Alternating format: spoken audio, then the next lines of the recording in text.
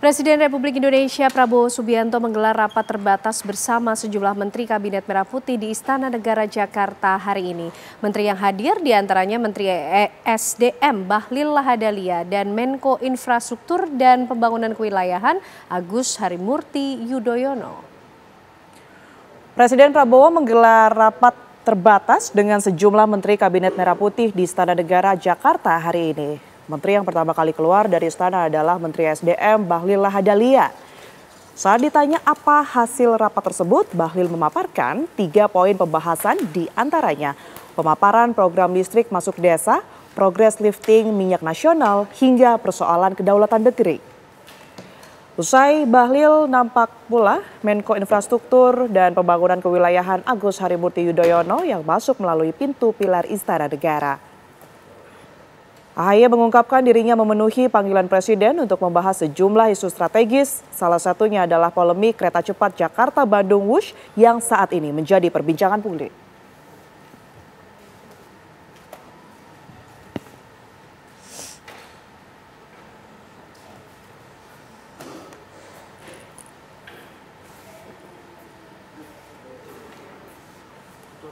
Presiden Prabowo Subianto meresmikan pesawat kargo militer Airbus A400M TNI AU yang baru tiba di Pangkalan Udara Halim Perdana Kusuma di Jakarta. A400M akhirnya tiba di Pangkalan Angkut Udara Militer Indonesia. Upacara serah terima tersebut dipimpin langsung oleh Presiden Prabowo Subianto yang secara simbolis menyerahkan pesawat kepada Panglima TNI Jenderal Agus Subianto. Dalam sambutannya, Presiden Prabowo menegaskan pentingnya memiliki kekuatan udara yang andal untuk menjaga kedaulatan wilayah Indonesia yang luas. Kedatangan pesawat ini merupakan bagian dari kontrak pembelian 2 unit A400M yang ditandatangani oleh Kementerian Pertahanan Indonesia pada tahun 2021. Untuk unit kedua dijadwalkan akan tiba pada tahun 2026. Pesawat A400M yang diserahkan ke Indonesia memiliki konfigurasi untuk berbagai misi, termasuk angkutan kargo, transportasi pasukan, evakuasi medis, dan misi kemanusiaan. Pesawat 400M memiliki kemampuan mendarat di landasan pendek dan tidak beraspal, serta kapasitas angkut yang besar hingga 37 ton.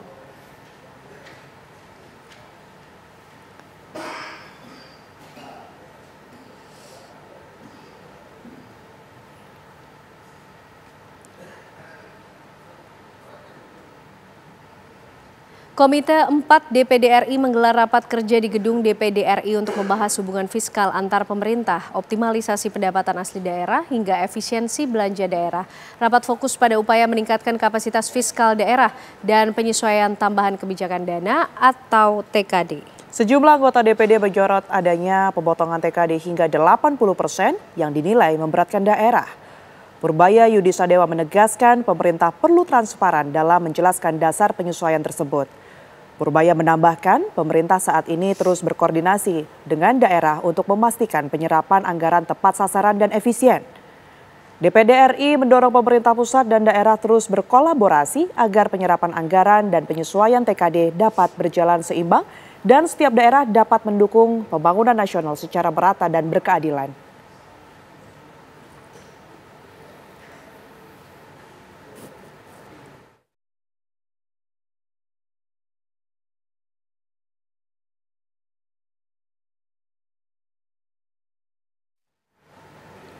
Musisi sekaligus aktor Onadio Leonardo hari ini dibawa tim penyidik Satres Narkoba Polres Metro Jakarta Barat ke kantor Badan Narkotika Nasional Provinsi DKI Jakarta untuk menjalani pemeriksaan asesmen. Pria yang biasa disapa Onat ini dengan terburu-buru masuk ke dalam mobil. Onat dibawa ke BNNP DKI Jakarta untuk menjalankan asesmen atau permohonan proses rehabilitasi atas permintaan keluarga. Sebelumnya mantan vokalis band Killing Me Inside ditangkap jajaran Satres Narkoba Polres Metro Jakarta Barat di kediamannya di Bilangan Rempoa, Tangerang Selatan, Banten. Dari penangkapan itu, polisi turut mengamankan barang bukti berupa 1 lembar kertas papir, 1 klip kecil berisi batang ganja, 1 box kecil, dan 3 unit handphone.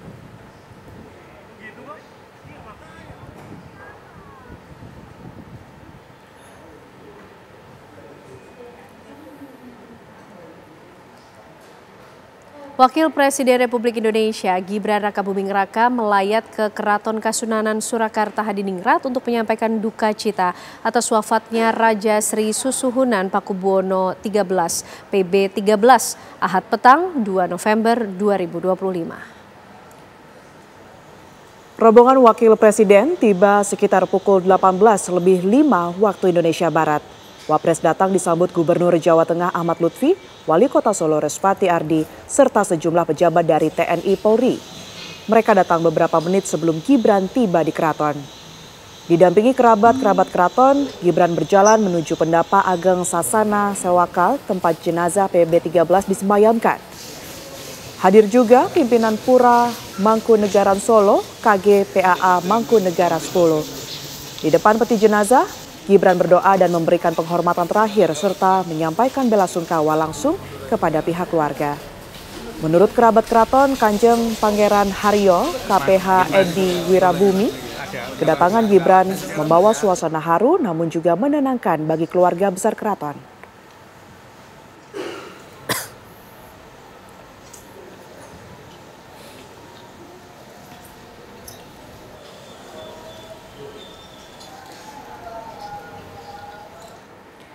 Sementara itu pemirsa, masyarakat umum turut berdatangan melayat ke Sasana Parasdia Keraton Kasunanan Surakarta atas wafatnya Raja Sri Susuhunan Ingkang Sinuhun Pakubuwono XIII. Keraton Kasunanan Surakarta Hadiningrat membuka kesempatan bagi masyarakat umum untuk melakukan takziah. Para pelayat bisa ikut mendoakan mendiang Raja Keraton Surakarta yang wafat pada Minggu 2 November kemarin. Para pelayat yang datang berasal dari berbagai kalangan, mulai dari pelajar, tokoh agama, pengusaha, hingga aparatur sipil negara atau ASN. Dari kalangan pelajar terlihat siswa SMK dan SMA. Mereka melayat dengan mengenakan seragam sekolah masing-masing. Para siswa tersebut melayat dengan didampingi oleh gurunya masing-masing. Kedatangan para pelayat dari masyarakat umum dan pelajar disambut oleh putra-putri mendiang Raja Pakubuwono XIII.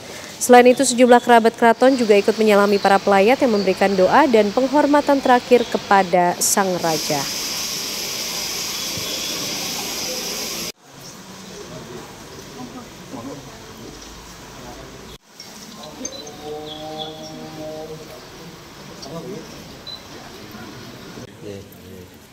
Halo.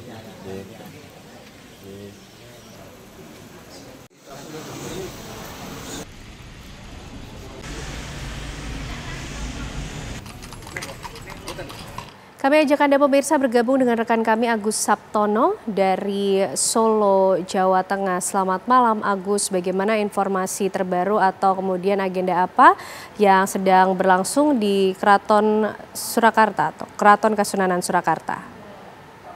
Ya, dari Solo kami kabarkan bahwa hingga hari ini warga dari berbagai daerah masih berdatangan ke Keraton Kasunanan Surakarta untuk memberikan penghormatan terakhir kepada Pakubuwono ke-13 yang meninggal pada hari Minggu pagi kemarin. Tampak di belakang saya, warga dari berbagai daerah masih mengantri untuk masuk bergantian untuk memberikan penghormatan terakhir kepada Pakubuwono ke-13. Saya gambarkan di sini bahwa untuk masuk ke pendopo ataupun tempat jenazah disemayamkan di pendopo utama Keraton Kasunanan Surakarta, bahwa setelah warga ataupun yang ingin memberikan penghormatan terakhir, mereka harus melaporkan ke petugas yang jaga di depan pintu utama, dan lalu nanti diberikan samir atau penanda seperti kalung seperti itu, nanti baru diperbolehkan masuk melewati pintu yang paling kanan yang ada di belakang saya ini.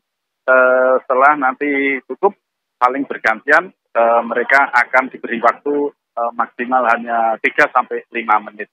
Sementara berbagai persiapan juga telah dilakukan oleh pihak keraton menjelang pemakaman pada hari Rabu besok.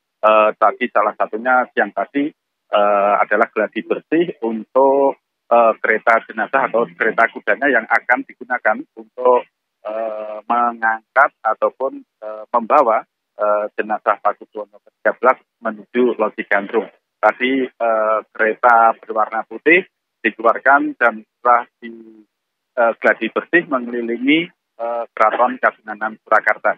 Seperti diketahui bahwa untuk pemakaman sendiri nanti akan dilaksanakan pada hari Rabu tanggal 5 November di makam pemakaman Raja-Raja di Imogiri, Yogyakarta. Di pemakaman Imogiri tadi ada 2 tempat pemakaman, yaitu tempat pemakaman Kasunanan untuk Keraton Surakarta dan juga pemakaman Kasultanan untuk Raja-Raja Jakarta. Seperti itu, kita kembali.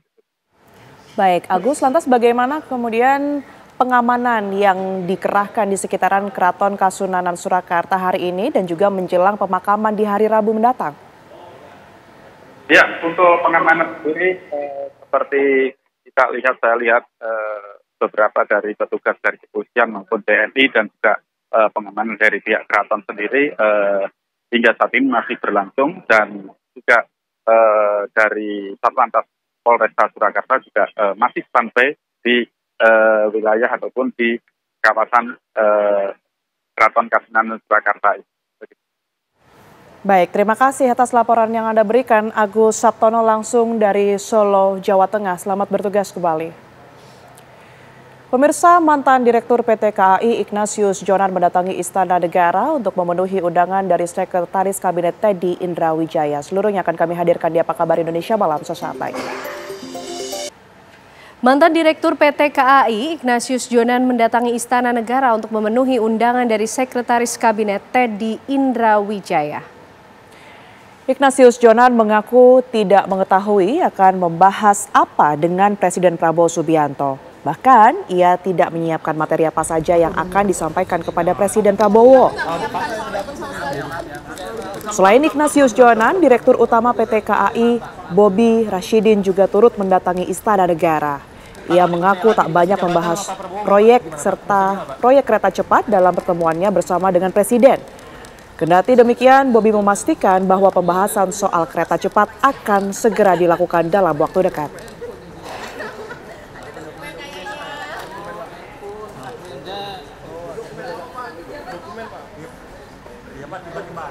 Sama teh Pak. Tadi siapa Pak ya? Siapa Pak ya?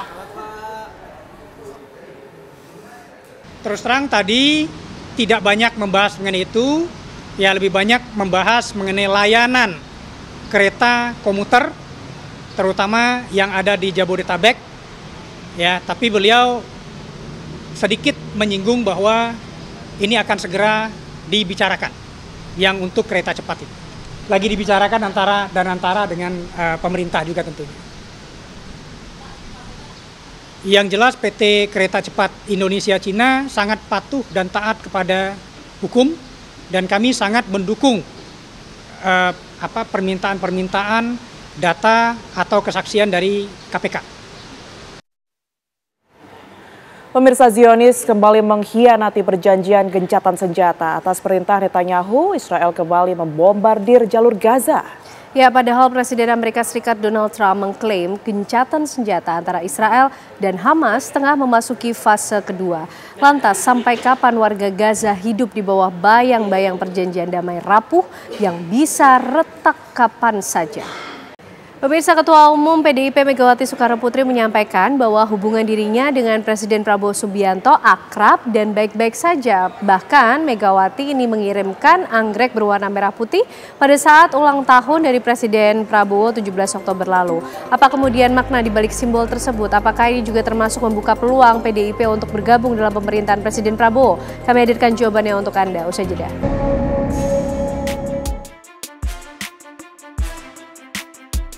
Megawati Soekarnoputri, Ketua Umum PDI Perjuangan sekaligus Presiden kelima, menyebut hubungannya dengan Presiden Prabowo akrab dan baik-baik saja.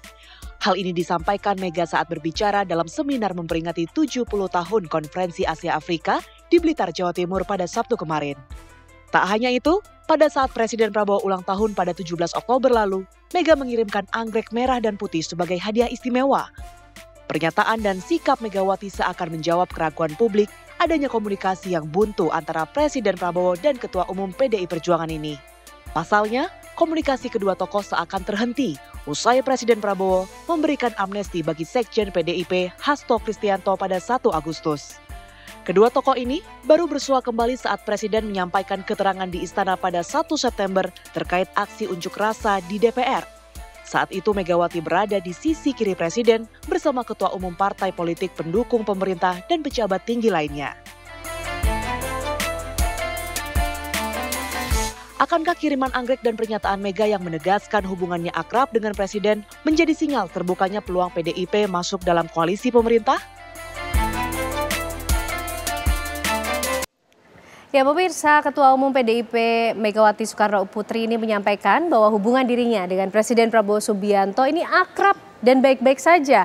Bahkan juga ditunjukkan ketika Megawati Soekarno Putri ini mengirimkan anggrek merah dan putih sebagai kado spesial di ulang tahun Presiden Prabowo 17 Oktober lalu. Apa kemudian makna di balik simbol-simbol ini? Apakah ini sekaligus juga akan membuka peluang bahwa PDIP juga akan ikut bergabung di pemerintahan Prabowo Subianto? Kita akan membahasnya malam hari ini bersama dengan sejumlah narasumber yang sudah hadir di Apa Kabar Indonesia Malam. Ada jubir dari PDIP, Bang Ansy Lema. Selamat malam Bang Ansy Lema. Ken, selamat malam. Sehat ya Bang? Sehat walafiat. Alhamdulillah. Terima kasih sudah hadir malam hari ini. Dan juga hadir bersama kita ada pengamat komunikasi politik dari UIN, ada Prof. Gun-Gun Herianto. Prof. Gun-Gun apa kabar? Kabar baik. Kabar baik ya Ken, Prof ya? Selalu berolahraga Prof. Gun-Gun ini. Dan juga bergabung bersama kita melalui sambungan Zoom ada Ketua DPP Gerindra, ada Bang Ahmad Riza Patria, Ketua DPD Gerindra Jakarta. Selamat malam Bang Riza. Malam dan semuanya, selamat malam, assalamualaikum. Waalaikumsalam. Prof. Gun-Gun, apa yang kemudian disampaikan oleh Ketum PDIP dan juga simbol-simbol lain lah, salah satunya tadi soal kiriman anggrek merah putih. Ini apa yang kita bisa baca Prof? Apakah ini menjawab pertanyaan masyarakat soal komunikasi antara dua tokoh, Presiden Prabowo dan juga Bu Mega ini mengalami kebuntuan atau tidak kok sebetulnya? Kalau lihat ekspresi simbolik ya, dari apa yang dipraktikkan verbal maupun non-verbal itu menunjukkan tidak ada hambatan psikologis kan di antara Bu Mega dengan Pak Prabowo. Artinya dari sisi hubungan personal ya dalam konteks politik dua aktor itu menurut saya tidak ada masalah. Yang kemudian menjadi bahan diskusi adalah apakah hubungan personal itu kemudian berlanjut pada hubungan institusional. Kan begitu? Nah ini menurut saya kembali kita harus menelaah konsistensi Bu Mega dalam waktu ke waktu. Saya lihat Bu Mega sangat hati-hati sekali dalam positioning PDI Perjuangan di landscape politik kekinian. Dan sampai hari ini posisinya adalah di luar kekuasaan, tetapi hubungan baik dengan kekuasaan hari ini. Reciprocal. Jadi pola reciprocal itulah yang dipraktekkan oleh Ibu Mega. Nah, sampai hari ini saya melihat belum pada sinyal kuat bergabungnya PDI Perjuangan. Tetapi konteksnya adalah pola hubungan reciprocal, tentu mutual simbiosis dengan PDI Perjuangan dan tentu kuasa politik Pak Prabowo dalam membangun yang disebut dengan relasi kuasa yang tentu tidak dalam konteks siapa yang lebih dominan, tetapi pola-pola yang dipraktekkan adalah pola-pola fungsional gitu. Jadi hubungan personalnya dulu coba kita dalami sebelum nanti ke institusional lah ya. Bang Ansy Lema, gimana nih? Memang selama ini sebetulnya komunikasi antara Bu Mega dan Pak Prabowo tidak pernah ada kebuntuan kah? Tidak pernah terhenti, sebetulnya hanya publik saja yang tidak melihat begitu?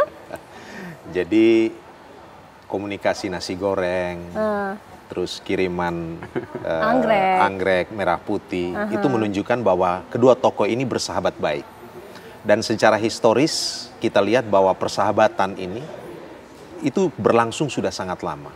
Ya, ada keakraban, ada kedekatan, dan pernyataan Ibu Mega kemarin di Blitar itu sebenarnya mau menegaskan bahwa hubungan antara Ibu Mega dan Presiden Prabowo itu memang akrab. Walaupun hari ini PDI Perjuangan berada di luar pemerintahan, tetapi tidak berarti hubungan kedua tokoh ini berjarak atau tidak akrab.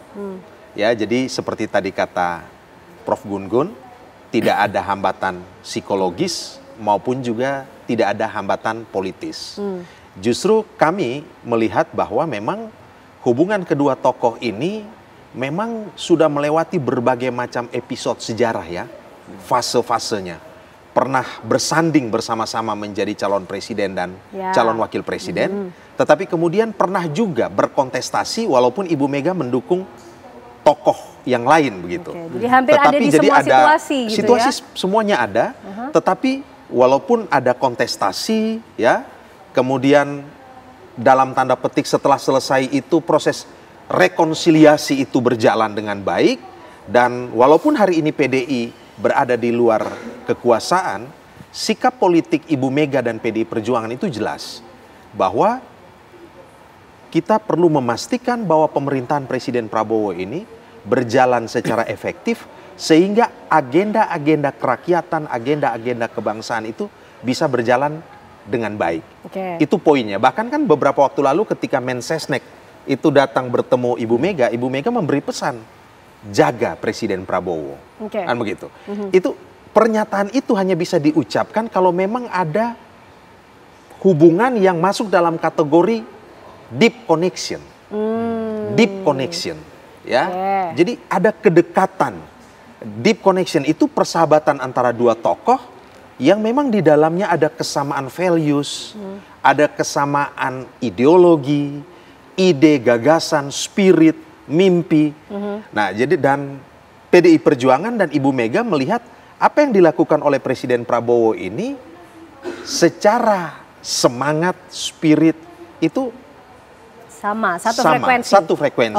Oke. Kalau Bang Riza, ini terkonfirmasikah dari sisi Presiden Prabowo mengakui atau mengkonfirmasi adanya deep connection juga dengan Ketum PDIP Megawati Soekarno Putri? Karena cukup banyak momentum yang menjadi perhatian, pertanyaan publik juga bertanya-tanya nih Bang, 1 Agustus mungkin menjadi salah satu momentum yang penting menurut masyarakat, sempat terhenti nih komunikasinya setelah ada amnesti begitu ke Sekjen PDIP. Gimana Bang Riza? Iya, saya kira lebih dari deep connection, mungkin saya menyebutnya heart connection, hati yang terhubung.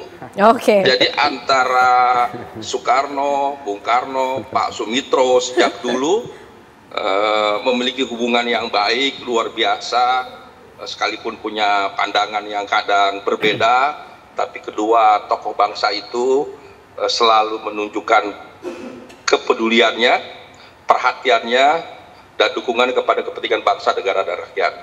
Kemudian diteruskan oleh Putri, Ibu Megawati, dan Pak Prabowo. Hubungan kedua tokoh bangsa ini sebagai Presiden ke-5 dan ke-8 luar biasa, pasang surut. Pernah sama-sama di lingkaran pemerintahan dulu, kemudian juga sama-sama pernah di luar pemerintahan, dan pernah juga bersanding, Mega Pro, dan Ibu Megawati juga pernah mendukung, betul tadi, mendukung pasangan lain. Pernah sama-sama oposisi juga. Singkatnya hubungan kedua tokoh ini luar biasa. Dalam kesamaan dan perbedaan yang luar biasa, tapi kedua tokoh ini memiliki hati yang tulus, yang baik, yang ikhlas, yang peduli pada kepentingan bangsa negara, pada kepentingan rakyat. Selalu mendahulukan kepentingan bangsa negara, selalu mengunduhkan kepentingan rakyat kecil, atau buat PDIP wong cilik istilah Ibu Megawati. Jadi kami meyakini kedua tokoh ini tidak dapat dipisahkan. Jadi kalau orang di luar berasumsi, berargumentasi, berdebat, berdiskusi tentang kedua tokoh ini, sampai kapanpun saya yakini akan baik hubungan antara kedua tokoh Ibu Megawati Soekarno Putri dan Bapak Prabowo Subianto. Dan kedua partai ini juga baik sekali, Megawati dengan PDIP, Pak Prabowo dengan Gerindra, dan alhamdulillah Pak Profesor Sugdas Ahmad di pimpinan DPR bersama Mbak Puan juga hampir setiap hari bertemu, berdiskusi, memastikan tugas fungsi DPR berjalan dengan baik dan menjadi penghubung yang baik antara Pak Prabowo dengan Ibu, juga dengan Pak Prabowo dengan Mega. Jadi saya kira kedua tokoh ini akan terus baik dan kami yakini ini menjadi penting bagi stabilitas politik Indonesia ke depan dan seterusnya. Jawaban awal untuk pertanyaan publik soal bagaimana hubungan antara Ketum PDIP Megawati Soekarnoputri dengan Presiden Prabowo Subianto, kata kuncinya sudah ada deep connection, sudah ada hard connection, meskipun diakui ada pasang surut. Pasang surutnya apa saja? Kami hadirkan jawabannya untuk Anda pemirsa usai jeda. Ya pemirsa, kita akan lanjutkan pembahasan kita malam hari ini. Kita juga akan melihat bagaimana pernyataan yang disampaikan oleh Ketum PDIP Megawati Soekarnoputri dalam seminar internasional yang memperingati 70 tahun Konferensi Asia Afrika. Tapi sebelumnya kami juga akan menghadirkan untuk Anda informasi mengenai gambaran kondisi pasang surut hubungan komunikasi antara Ketum PDIP Megawati Soekarnoputri dengan Presiden Prabowo Subianto. Ini kami coba untuk rangkum dan mencatat untuk Anda pemirsa, Bapak-bapak juga mungkin bisa ikut menyimak. Ini di tahun 2009 kita tahu bahwa Megawati Soekarnoputri dan juga Prabowo Subianto maju sebagai Capres-Cawapres, kemudian berhadapan dengan pasangan SBY Budiono dan JK Wiranto. Nah, 2012 PDIP serta Gerindra sepakat mengusung Jokowi Ahok sebagai Cagup dan Cawagup DKI Jakarta. Pasangan ini mengalahkan petahana Fauzi Bowo dan juga Nahrawi Ramli. Serta 2014 PDIP dan Gerindra mulai merenggang. Di Pilpres 2014 PDIP mencalonkan Jokowi JK, Gerindra mencalonkan Prabowo Hatta Rajasa. Dan 2019 pada Pilpres 2019 PDIP kembali mencalonkan Jokowi berpasangan dengan Ma'ruf Amin, sementara Gerindra mencalonkan Prabowo bersama dengan Sandiaga Uno. Di 24 Juli 2019 ada momen yang menarik pemirsa, Megawati dan juga Prabowo bertemu di kediaman Megawati di Tengku Umar, di mana Ibu Mega menyiapkan menu spesial berupa nasi goreng ya. 8 Agustus 2019 Megawati mengundang Prabowo dalam Kongres kelima PDIP di Bali.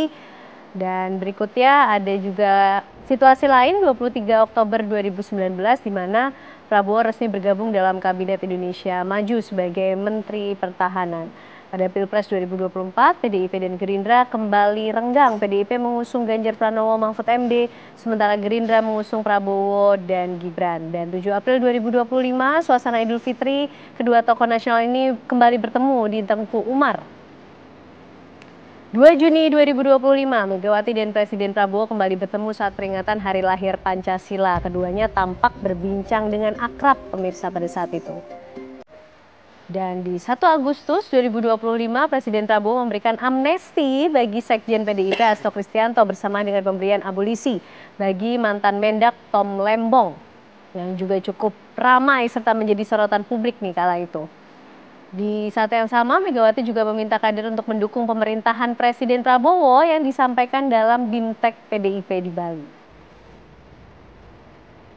Nah, berikutnya 31 Agustus, kedekatannya semakin terlihat. Megawati hadir di istana, mendampingi Presiden Prabowo, berdiri di sisi kirinya langsung bersebelahan ketika Presiden memberikan keterangan pers menanggapi aksi di DPR bersama dengan Ketua Umum Parpol lain dan juga pejabat tinggi negara.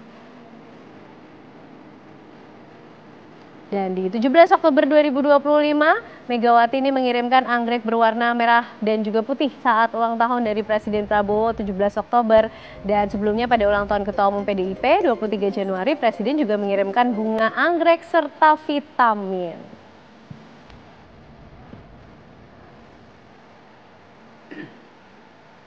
Baik, kita akan lanjutkan ya pembahasan mengenai bagaimana hubungan kedekatan antara Ketum PDIP dan juga Presiden Prabowo Subianto. Prof. Gun-Gun, kalau kita lihat catatan pasang surut kondisinya, presentasenya lebih banyak pasangnya atau surutnya, dan pola komunikasi apa yang bisa kita baca, Prof? Jadi gini ya, itu nggak bisa diprosentase. Ini kan bukan kuantitatif, ini pola hubungan kualitatif, interaksionisme simbolik namanya. Jadi kalau kita lihat, dua hal, kebutuhan dan kepentingan, itu dua sisi dari mata uang yang sama dalam konteks mengelola hubungan politik. Ya, contoh misalnya kebutuhan seperti hari ini, Pak Prabowo pasti butuh PDI Perjuangan. Kenapa? Tentu di luar kongsi-kongsi yang sudah ada ya. Kenapa? PDI Perjuangan kan partai pemenang pemilu legislatif, sehingga kebutuhan itu bisa sifatnya menjadi prakondisi dalam membangun akselerasi program-program sehingga dukungan di DPR kan diperlukan meskipun PDI Perjuangan bukan partai yang berada dalam line up kabinet Pak Prabowo. Tapi kan itu harus dikelola. Sehingga apa? Kepentingan Pak Prabowo untuk mengakselerasi program bisa berjalan optimal, ya kan? PD Perjuangan juga sama. Punya kebutuhan yaitu soal eksistensi partai yang tentu persisten, punya daya tahan. Bukan hanya di satu periode, tapi juga mungkin melampaui periodenya Pak Prabowo 2 sampai 2029 kan. Nanti juga kan ada kepentingan elektoral lainnya. Kepentingan bangsa yang harus diagregasi, yang harus diartikulasikan oleh PD Perjuangan. Dan itu menurut saya juga punya kepentingan sebagai partai yang pasti ya mengelola banyak sekali instrumen yang harus kemudian punya daya tahan melampaui kepentingan-kepentingan yang sifatnya sektoral. Nah, posisi itu mengharuskan kemudian membaca politik tidak bisa linier, melainkan harus membaca politik secara reciprocal. Itu yang sering disebut two-way symmetrical communication. Komunikasi dua arah dalam posisi yang sejajar. Kalau tidak, maka kekuatan politik akan terjebak pada ego sektoralnya dan itu akan kemudian mematikan langkah-langkah ya strategis yang mau dibangun oleh siapapun aktor politik, Bu Mega, Pak Prabowo. Kan kita nggak pernah tahu 2029 landscape-nya berubah nggak? Betul. Sama seperti dulu 2009, Mbak Ken perhatikan, Mega Pro. 2012 bekerja sama di Pilkada Jakarta, 2014 berbeda. Kan? Usungan. Nah ini kita nggak pernah tahu juga di 2029 seperti apa.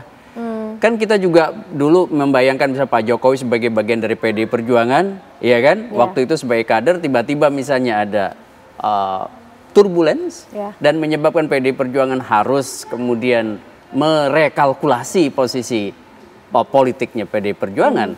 Tentu juga ini salah satu triggernya adalah perubahan sikap ya dan kepentingan Pak Jokowi. Nah itu menurut saya harus dibaca tidak hanya satu faktor. Nah termasuk dalam memosisikan Pak Prabowo dan Ibu Mega. Saya melihat begini, pola politik Indonesia polanya kan koopsi. Jadi nggak bisa nih saya dengan Mas Ansi misalnya tiba-tiba hari ini teman kemudian bermusuhan. Kemudian juga itu kita berada di mental blocking. Harus ada komunikasi dibangun. Kenapa? Karena multipartaisme ekstrim mengharuskan kemudian posisi-posisi politik itu duduk di zopanya atau zone of possible agreement-nya gitu. Ini dari sisi kepentingan politik. Nah makanya kemudian saya sih berpikir sampai 2029 Ibu Mega akan mengkalkulasi bukan hanya distribusi orang ke kabinet. Tapi bicara soal ini mesin yang namanya PD Perjuangan itu harus persisten dalam menghadapi gelombang demokrasi di Indonesia gitu. Dan publik salah satunya membutuhkan juga entitas partai politik yang konsisten dengan posisi politiknya. Bang Ansi seperti itukah tadi bacaan dari Prof Gun-Gun terkonfirmasi dengan langkah-langkah yang dilakukan oleh Bu Mega begitu? Apalagi kita ngelihat kalau di konteksnya yang terakhir ya di Blitar. Bahkan Ibu Mega bicara mengenai keakraban dirinya dengan Presiden di forum internasional, Bang Ansi. Ya, itu kan pasti ada teks pembicaraan Ibu dan ada konteks di forum peringatan 70 tahun Konferensi Asia Afrika.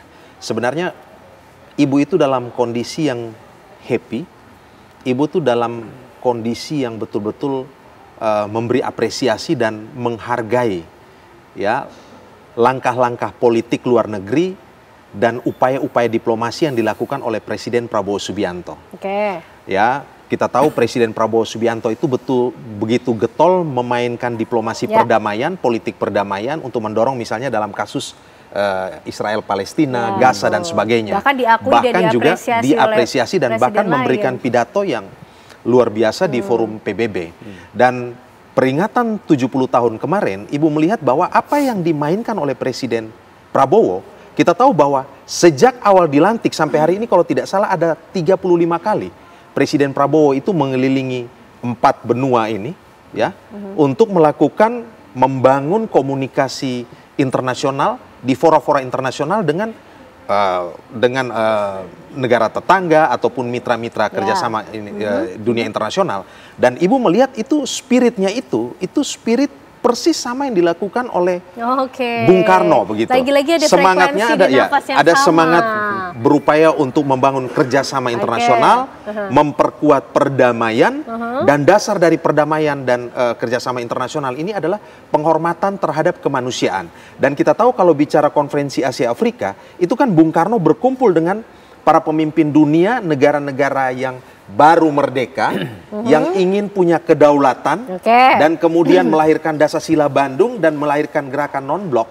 Dan persis apa yang dilakukan oleh Presiden Prabowo Subianto, mendorong kerjasama internasional, mendorong perdamaian global, ya, yang dasarnya itu adalah pada sovereignty, kedaulatan, dan pada kemanusiaan atau human rights, itu menurut Ibu, wah ini betul-betul seperti Bung Karno. Sikap proaktif dalam diplomasi internasional yang dimainkan oleh Presiden Prabowo itu dihidupkan kembali seperti dulu yang dilakukan oleh Presiden pertama Republik Indonesia itu Bung Karno. Itu semangatnya. Sementara tadi kalau dikatakan hubungan Ibu Mega dan Presiden Prabowo itu bukan gimmick gitu. Itu bukan gimmick. Bukan sekedar simbolik itu. Apalagi dianggap sebagai artificial connection. Enggak. Makanya alamiah dan tulus. Itu alamiah dan tidak sekedar formalistik. Kenapa? Presiden Prabowo ini kita tahu karakter seorang pemimpin yang mengembangkan paradigma persatuan. Maka beliau ingin merangkul semua, ya, ingin bersama bergotong royong bangun bangsa ini. Ibu Mega dasarnya tuh satu aja. Kalau bertemu dengan pemimpin yang konsisten betul-betul, kokoh memegang konstitusi, dan kemudian pro rakyat, pasti kepentingan untuk bangsa dan negara itu ketemu.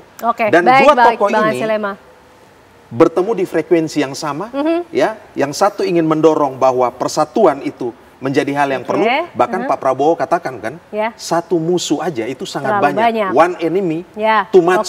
Tetapi 1000 kawan, ya, 1000 friends, terlalu sedikit.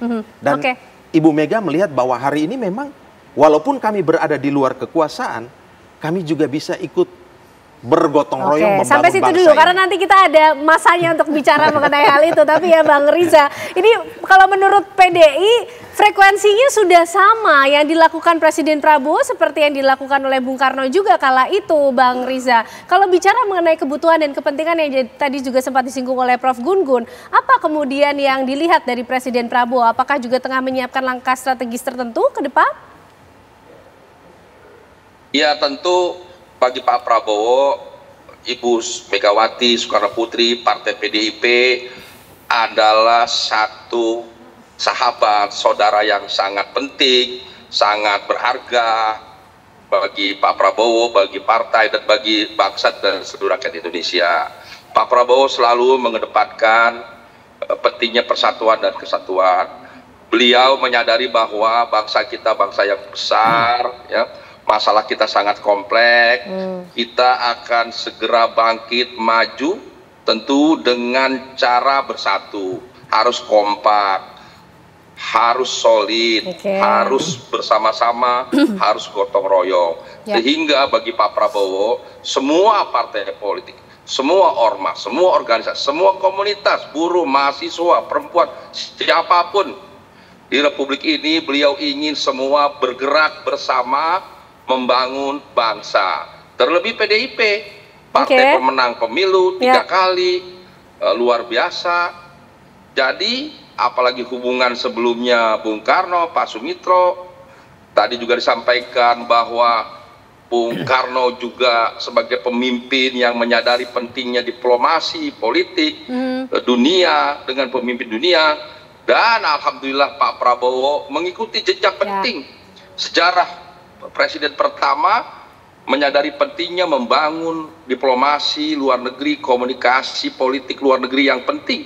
Dan alhamdulillah kita menyadari dan bangga sebagai bangsa Indonesia, Bapak Prabowo menjadi tokoh dunia, menjadi tokoh 15 besar pemimpin muslim dunia di G20, di PBB kemarin dengan pidatonya yang membanggakan, menyadarkan kita semua, bahkan seluruh bangsa, pentingnya perdamaian, pentingnya persatuan, pentingnya semua sama sebagai sebuah bangsa yang besar maupun yang kecil, yang kuat harus membantu yang lemah dan seterusnya. Beliau apa yang diyakini Pak Prabowo, beliau juga ingin meyakini seluruh bangsa-bangsa di dunia agar bersama-sama membangun negara masing-masing, membangun bangsa masing-masing, saling hormat, menghormati, saling bantu. Tidak boleh ada lagi yang kuat menindas yang lemah, apalagi membiarkan yang lemah mati kelaparan. Beliau menunjukkan perhatian luar biasa tentang perdamaian harus segera diwujudkan di Gaza, di Sudan, di Libya, di mana-mana di seluruh wilayah bangsa. Jadi kita bangga sebagai rakyat Indonesia memiliki pemimpin Bapak Prabowo Subianto yang dikenal luas di dunia dan selalu mengedepankan persatuan, ngajak gotong royong dengan program-programnya yang pro rakyat. Mudah-mudahan di bawah kepemimpinan beliau kita segera menjadi bangsa yang maju, bangsa yang besar. Tentu dukungan PDIP menjadi penting. Oke, baik. Tadi Bang Ansi Lema bilang 1000 kawan masih terlalu sedikit, satu musuh terlalu banyak. Apalagi paradigmanya Presiden Prabowo Subianto merangkul katanya. Kalau begitu satu yang sebenarnya bukan musuh ini kenapa tidak dirangkul saja? Karena frekuensinya sudah sama pemirsa. Apakah kemudian ada kemungkinan ke arah sana? Kami hadirkan jawabannya untuk Anda usai jeda.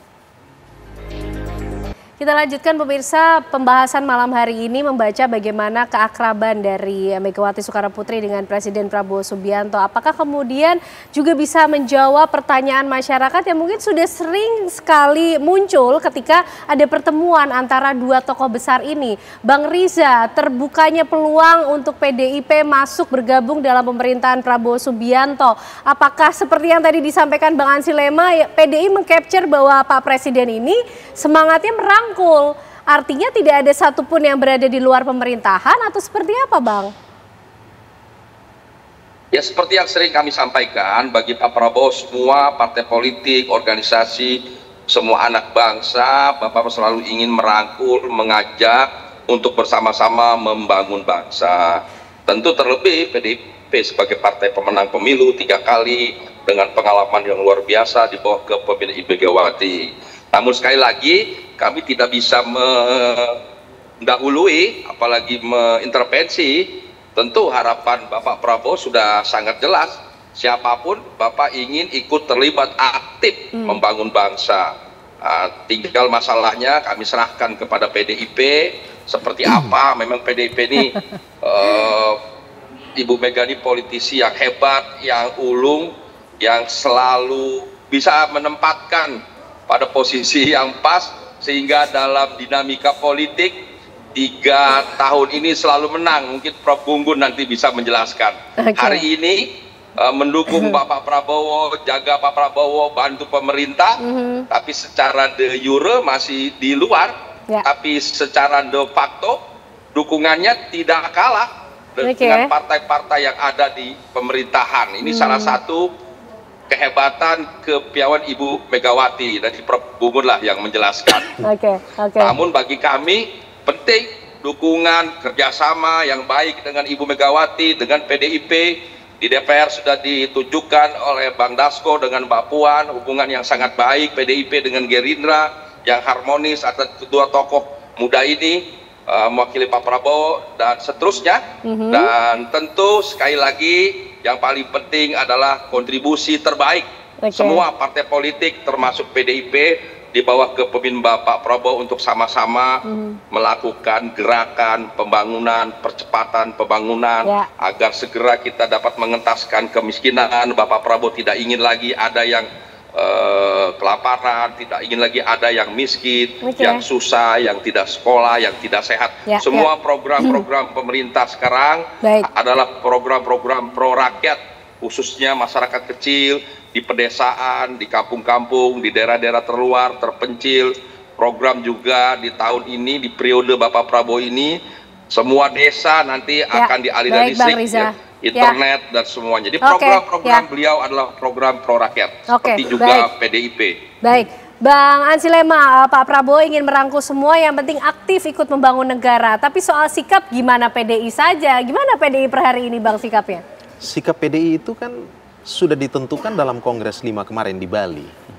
Sikapnya itu jelas, PDI Perjuangan itu memainkan peran sebagai penyeimbang.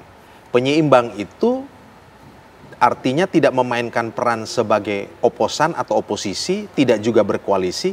Penyeimbang itu memainkan dua fungsi secara proporsional. Apa saja Bang Anselama? Berada di luar kekuasaan, tetapi kalau melihat kebijakan pemerintahan ini sesuai dengan konstitusi dan berpihak atau pro kepada kesejahteraan rakyat, salus populi suprema lex, ya kita mendukung, menjalankan peran sebagai mitra strategis. Ya.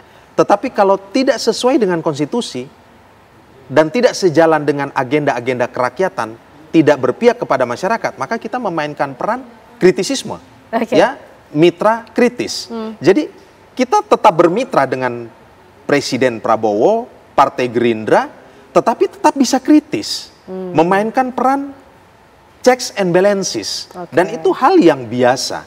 Dan Ibu Mega sebenarnya hanya ingin ketat dalam sistem presidensialisme ini. Bahwa apa? Bahwa sistem kita ini bukan seperti sistem demokrasi liberal, oposisi yang saling menegasikan ya dengan kekuasaan yang bersifat berhadap-hadapan, oposisi biner begitu. Mas Gun-Gun kalau di depan kelas ngomongnya seperti itu. Itu tidak. Dalam sistem presidensial ini checks and balance tetap dijalankan sesuai dengan agenda masing-masing. Misalnya, dalam program makan bergizi gratis, kami melihat idenya luar biasa. Mengintegrasikan aspek pendidikan dan kesehatan untuk anak-anak didik kita. Tetapi fakta di lapangan kita melihat masih ada sejumlah problem. Ya, keracunan, distribusi, sistem rantai pasok yang harus dibangun. Juga memberdayakan petani, peternak, dan nelayan. Itu kami memberikan catatan.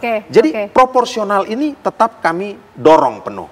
Dan hari ini kami tetap bisa mendukung pemerintahan Presiden Prabowo Subianto dengan tetap berada di luar. Baik, bersatukan tidak selalu berarti bersama kan gitu. Bisa tidak bersama dalam kekuasaan, tetapi tetap satu visi, satu spirit. Karena apa? Karena ada deep connection tadi. Menarik ada deep discourse, ada deep talk, kan begitu. Dan itu yang dilakukan oleh Ibu Mega dan Presiden Prabowo. Nah giliran Prof Gun-Gun nih yang kemudian merangkum, memberikan penilaian sekaligus konklusi, Prof. Kalau kita lihat apa kemudian makna, konsekuensi, dampak dibalik sikap, kedekatan, keakraban, dan berbagai simbol yang ada antara dua tokoh besar ini? Kalau membaca tadi dari apa yang disampaikan Bang Ansi, sekaligus pernyataan-pernyataan Bu Mega, sepertinya memang paradigma fungsionalis, ya. Jadi keberfungsian partai dalam konteks pola hubungan. Jadi memosisikan diri sebagai oposan tidak, tapi memang akan mengkritik pemerintah dan akan mengapresiasi pemerintah dalam waktu bersamaan. Jika baik akan dipuji, jika buruk akan dikritik. Nah ini kan posisi politiknya bukan sebagai oposan. Tetapi saya melihat kalau ditanya apakah PDI Perjuangan akan berpotensi merapat ke kabinet, jawaban saya sepertinya tidak. Sampai nanti akhir pemerintahan Presiden Prabowo? Iya, probabilitas untuk berada di luar kekuasaan lebih besar. Kenapa? 2 periode waktu Pak SBY, posisi PDI Perjuangan di luar kekuasaan itu mendapatkan insentif elektoral yang tebal. Sekarang posisi PDI Perjuangan yang tidak dari awal, karena sejarah politik elektoral kita menunjukkan fakta begini, menariknya.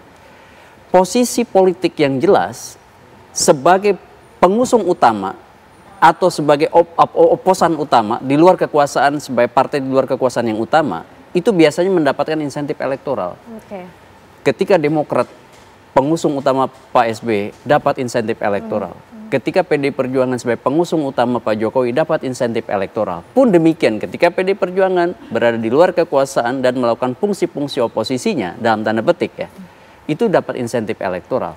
Jadi partai yang jelas sebagai di dalam kekuasaan atau berada di luar kekuasaan itu dapat biasanya insentif elektoral signifikan pada saat kontestasi dilakukan. Oke, menarik lah ya. Dan Kita nanti demi sehatnya demokrasi. Demi sehatnya ya, demokrasi. perlu juga ada institusi partai politik formal yang bisa menjadi kanal yang memperjuangkan aspirasi dari masyarakat sipil dan masyarakat secara keseluruhan ini. Semuanya punya tujuan yang baik tentunya untuk kembali lagi kepada negara dan rakyat Indonesia. Kita tunggu nanti akan ada momentum keakraban lainkah yang akan muncul di publik antara dua tokoh besar ini. Terima kasih untuk perbincangan yang luar biasa malam hari ini, Prof. Gun-Gun, Bang Ansy, dan juga Bang Riza. Sehat selalu semuanya. Usai jeda pemirsa, kami juga masih akan menghadirkan informasi lain untuk Anda bersama dengan Tiara. Silakan Tiara.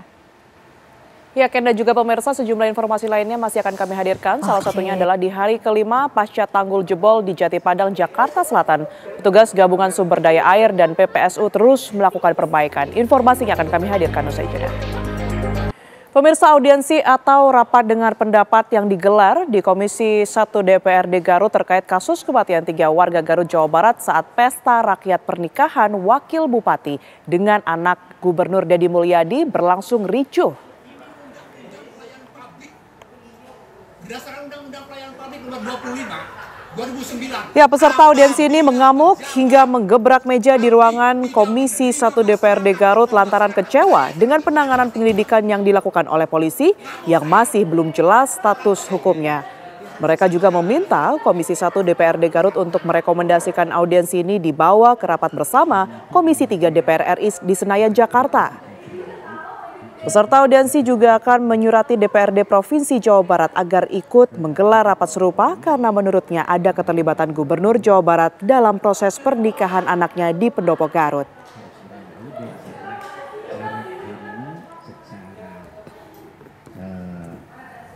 Awal mulanya adalah saya kedatangan beberapa.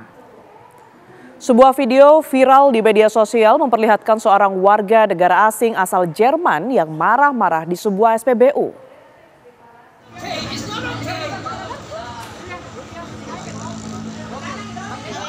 Dalam video tersebut, warga negara asing yang belum diketahui identitasnya ini terlihat bersih tegang dengan petugas SPBU yang berada di Desa Labuaja, Kecamatan Kahu, Kabupaten Bone, Sulawesi Selatan.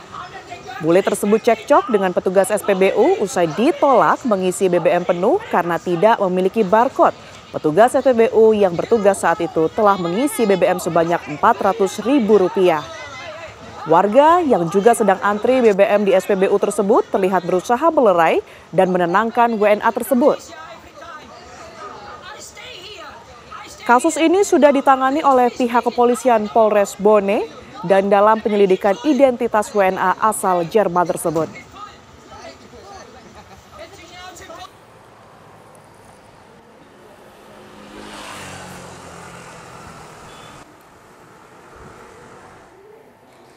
Enam siswa SMP Pasundan 1 Bandung dan 1 pegawai proyek yang berada di kawasan Jalan Pasundan, Kelurahan Balonggede, Kecamatan Regol, Kota Bandung mengalami luka-luka dan dilarikan ke rumah sakit akibat tertimpa material atap ruang kelas yang ambruk. Seperti inilah pemirsa kondisi ruangan kelas SMP Pasundan 1 Bandung yang ambruk pada Senin siang. Terlihat seluruh atap ruangan kelas tersebut telah rusak hingga mengakibatkan 6 siswa yang sedang berada di dalam kelas terluka akibat tertimpa material atap. Pihak sekolah pun membenarkan bahwa atap ruang kelas yang ambruk tersebut kondisinya memang sudah tua dan belum diperbaiki. Sementara ke-6 siswa yang telah mendapatkan perawatan medis telah diperbolehkan kembali ke rumah masing-masing dan proses belajar mengajar pun tetap berjalan seperti biasanya.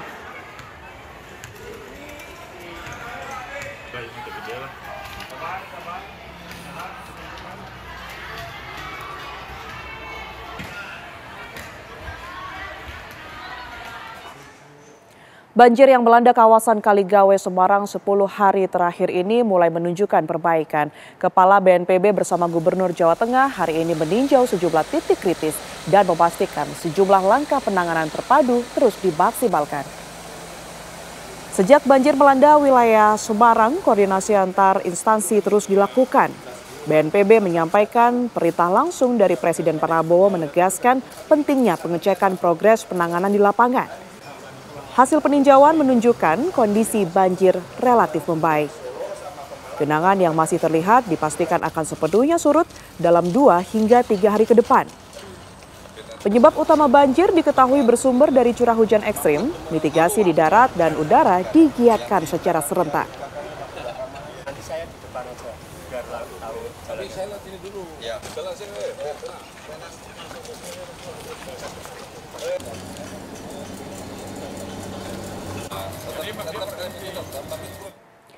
Di hari kelima pasca tanggul jebol di Jati Padang, Jakarta Selatan, petugas gabungan sumber daya air dan PPSU terus melakukan perbaikan.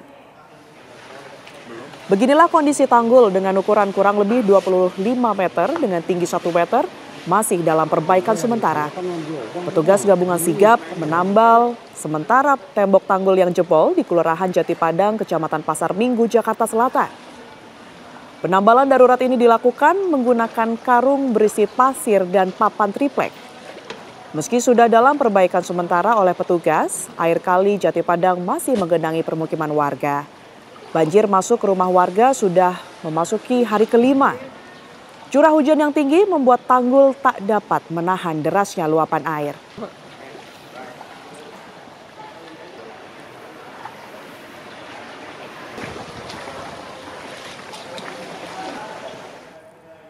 Ya, kami akan langsung memperbarui informasi tersebut pemirsa bersama dengan rekan kami Virgi Dainas yang berada di lokasi saat ini. Selamat malam Virgi, bagaimana lokasi terbaru dari tanggul yang jebol saat ini?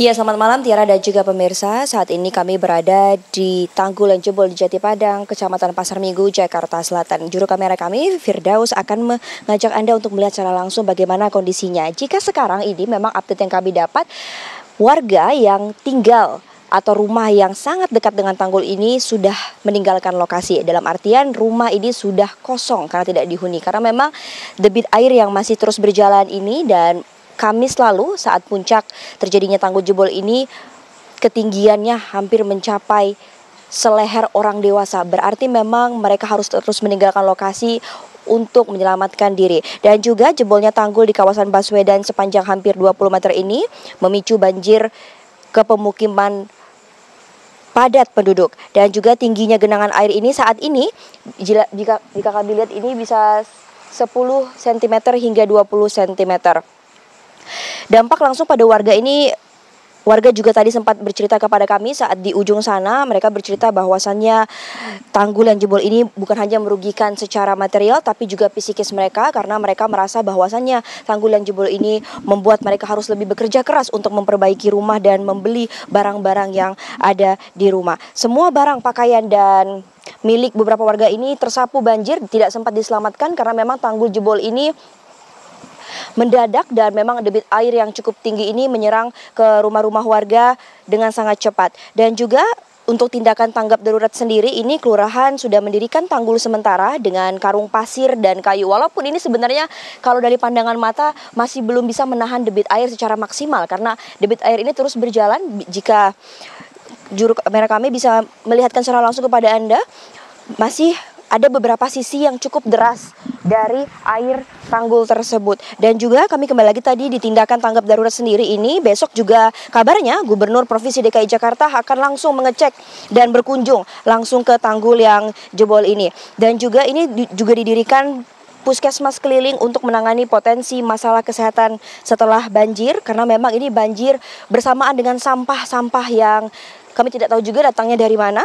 Dan juga seperti Karang Taruna, sesama pengemudi ojek, lalu juga ada Pemprov DKI juga memberikan bantuan logistik seperti mie instan, ember, sapu ijuk, pakaian dan juga uang.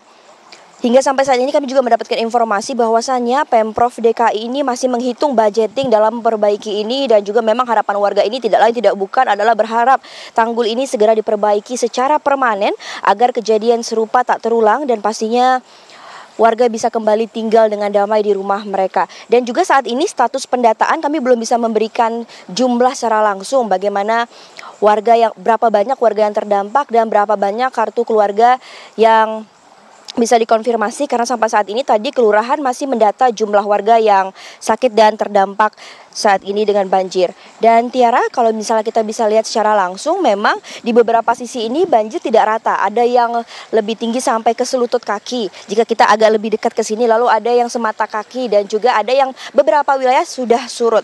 Tapi memang untuk mengantisipasi datangnya hujan lebat, karena memang Jakarta ini sedang diguyur hujan lebat, ini para warga ini memutuskan untuk tidak kembali terlebih dahulu ke rumah mereka karena mereka menghindari adanya debit air yang sangat kuat dan mengancam jiwa. Sejauh itu yang bisa kami laporkan, kembali ke studio, Tiara.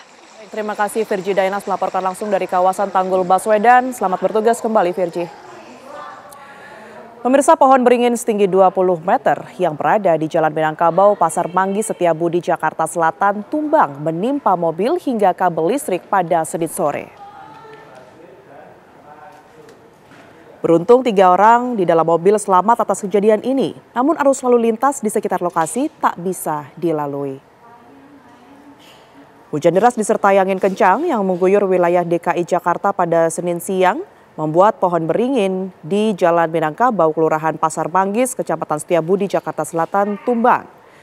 Tumbangnya pohon beringin setinggi 20 meter ini menyebabkan sebuah mobil gerobak pedagang keripik singkong dan kabel listrik yang berada di kawasan tersebut tertimpa. Terlihat mobil dengan plat nomor polisi E1766BZ yang ditumpangi 3 orang ini tampak ringsek pemirsa di bagian belakangnya, dan juga tidak hanya mobil namun juga gerobak yang turut tertimpa dan rusak parah. Serta kabel-kabel yang terpasang di tiang listrik juga turut tertimpa hingga nyaris putus.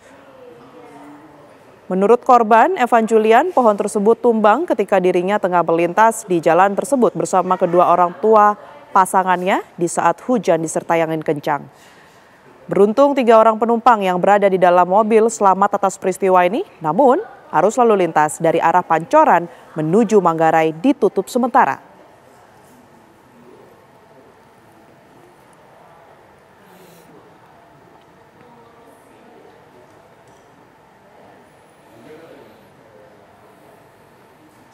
Pemirsa, terduga pelaku pembunuhan seorang dosen muda yang ditemukan tewas di dalam kamarnya telah ditangkap dan tengah dilakukan pemeriksaan oleh tim Satreskrim Polres Bungo Jambi.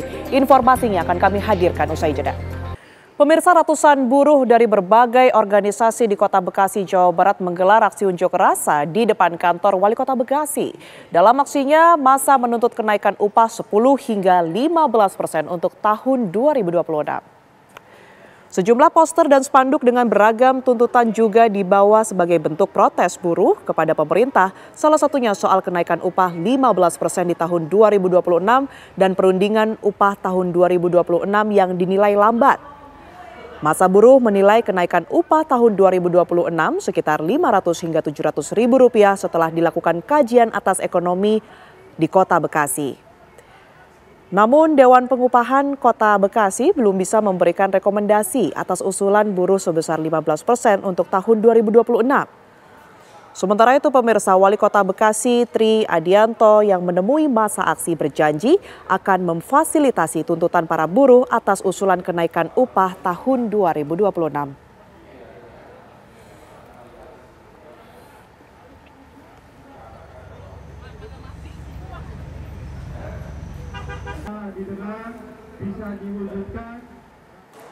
Pimpinan DPR RI melakukan inspeksi mendadak ke pabrik ban di kawasan Cikarang, Bekasi, Jawa Barat yang dikabarkan melakukan PHK terhadap 280 karyawannya.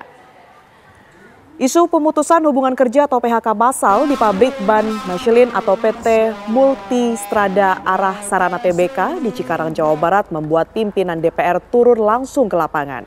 Wakil Ketua DPR RI sekaligus Ketua Satgas Perlindungan Pekerja DPR RI Sufmi Dasko Ahmad memimpin sidak tersebut. Dalam pertemuan dengan perwakilan pihak perusahaan, Sufmi Dasko meminta kepada perusahaan untuk menghentikan pemutusan hubungan kerja kepada para karyawannya. Sufmi Dasko menegaskan perusahaan harus mengikuti perjanjian kerjasama dan ketentuan ketenaga kerjaan terkait PHK. Setelah menemui perwakilan perusahaan, Sufmi Dasko yang ditemani Wakil Ketua DPR RI Saan Mustop menghampiri massa buruh yang sedang berdemonstrasi di depan gedung perusahaan ban tersebut. Di depan massa buruh, Sufmi Dasko menyampaikan soal hasil pertemuannya dengan perwakilan perusahaan.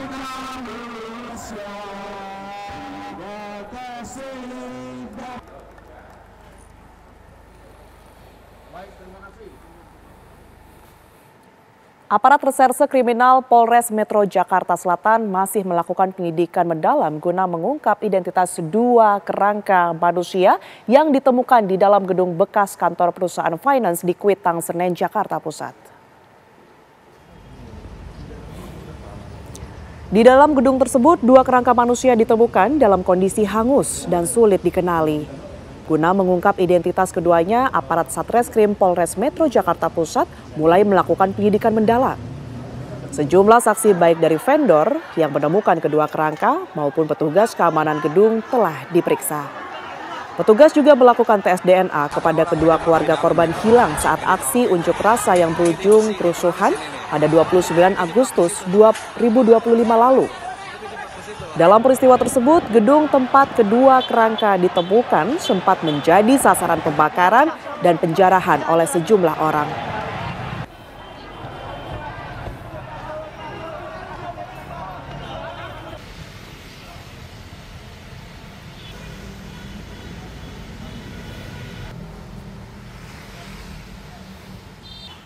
Seorang pemuda tewas setelah dianiaya 5 orang pria di Masjid Agung Kota Sibolga, Sumatera Utara. Diduga pemicunya adalah karena para pelaku tidak senang korban beristirahat di masjid.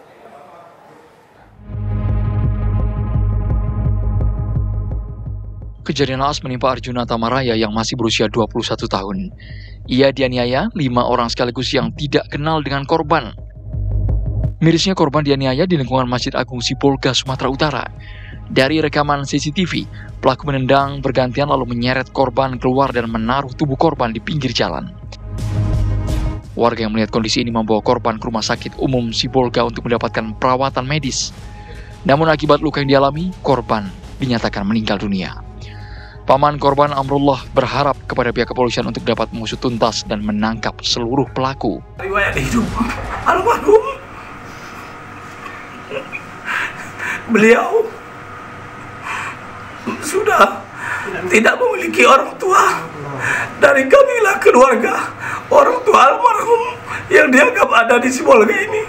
Jadi inilah kami nggak bisa lagi mohonlah dan kepolisian agar mengungkap kasus ponakan kami ini yang sedalam-dalamnya.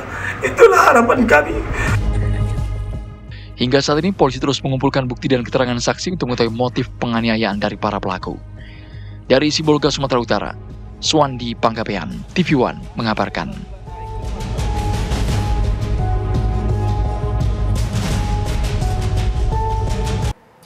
Pemirsa, 2 orang warga yang merupakan ayah mertua dan menantunya tewas ditikam tetangganya dengan senjata tajam.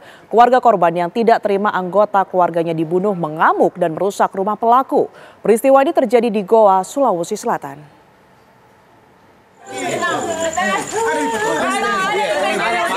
Keluarga korban pembunuhan Amir Daeng 7 dan menantunya Rahim Daeng Bali mengamuk setelah mengetahui kedua korban tewas ditikam tetangganya di Dusun Tete Batu, Kelurahan Pekang Labu, Kecamatan Palangga, Kabupaten Goa, Sulawesi Selatan. Keluarga korban merusak rumah dan melempari kaca jendela rumah pelaku. Sejumlah warga dan petugas kepolisian berusaha menenangkan keluarga korban agar kericuhan tidak meluas.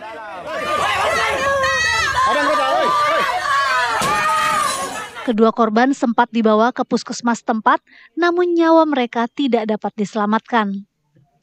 Pelaku sendiri sudah menyerahkan diri dan menjalani pemeriksaan di kepolisian. Pada hari Minggu, tanggal 2 November 2025, telah terjadi tindak pidana pembunuhan. TKP-nya yaitu di Dusun Tete Batu, Kecamatan Palangga, Kabupaten Goa. Ada berapa korban ini? Dapat kami sampaikan informasi awal ada 2 korban MD, di mana satu pelaku inisial S juga telah menyerahkan diri di Polres Goa dan saat ini kami melakukan pemeriksaan secara intensif terhadap yang bersangkutan. Dari informasi yang beredar sebelum peristiwa penusukan terjadi, pelaku menegur kedua korban yang menyetel musik terlalu keras. Namun kedua korban yang tengah mabuk tidak terima ditegur. Polisi telah menyita sebilah senjata tajam jenis sangkur yang diduga digunakan pelaku untuk membunuh kedua korban. Dari Kabupaten Goa, Sulawesi Selatan, Idris Tajanang, TV One mengabarkan.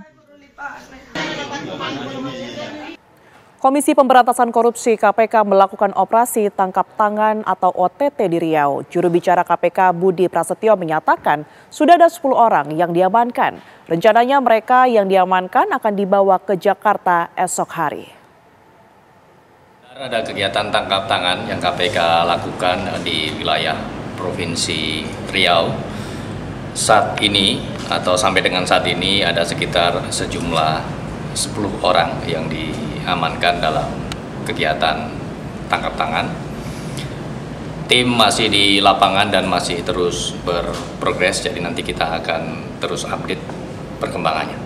Dari 10 orang itu apakah memang dibenarkan sudah ada kepala daerah? Dari 10 orang tersebut, pihak-pihak yang diamankan dari pihak-pihak penyelenggara negara. Jadi nanti kami akan update juga siapa saja yang diamankan. Nah, ini kan dari informasi pemberitaan lokal sudah dibenarkan katanya di Dinas PUPR. Apakah benar demikian? Terkait dengan perkaranya, terkait dengan apa begitu ya, di bidang apa, kemudian konstruksinya seperti apa, itu nanti kami akan jelaskan karena ini memang sedang berjalan di lapangan sehingga memang tim masih terus bergerak. Jadi kami juga belum bisa menyampaikan secara detail terkait dengan konstruksi perkaranya. Informasinya apakah memang OTT ini berkaitan ada informasi terkait pengembangan dari pemeriksaan saksi-saksi terkait pembangunan flyover jembatan di Riau? Nanti kami akan update ya terkait itu, apakah ini pengembangan dari perkara sebelumnya atau ini pengaduan masyarakat yang baru atau case building atau seperti apa. Nanti kami akan update perkembangannya karena ini kan masih berlangsung ya di lapangan. Tim mengamankan sejumlah pihak pada hari ini. Memastikan saja terakhir ini, apakah dari 10 orang itu sudah ada yang di gedung KPK dibawa atau kapan mau dibawa? Belum, saat ini masih di lokasi, jadi rencana tim akan membawa ke gedung KPK Merah Putih, kemungkinan dijadwalkan besok. Ya pemirsa, dan berkaitan dengan OTT tersebut, informasi yang beredar di pemberitaan di media online ini diduga salah satunya adalah Gubernur Riau atas nama Abdul Wahid. Kami beralih ke informasi berikutnya pemirsa. Terduga pelaku pembunuhan seorang dosen muda yang ditemukan tewas di dalam kamarnya telah ditangkap dan tengah dilakukan pemeriksaan oleh tim Satreskrim Polres Bungo. Korban yang berprofesi sebagai dosen ini ditemukan tewas di kamar rumah miliknya di perumahan Al-Kausar, Dusun Sungai Mengkuang, Kecamatan Rimbo Tengah, Kabupaten Bungo, Jambi, sempat membuat heboh warga sekitar. Dari kasus kematian korban, polisi telah berhasil menangkap terduga pelaku yang berinisial W, yang merupakan oknum anggota polisi yang bertugas di Kabupaten Tebo, Jambi.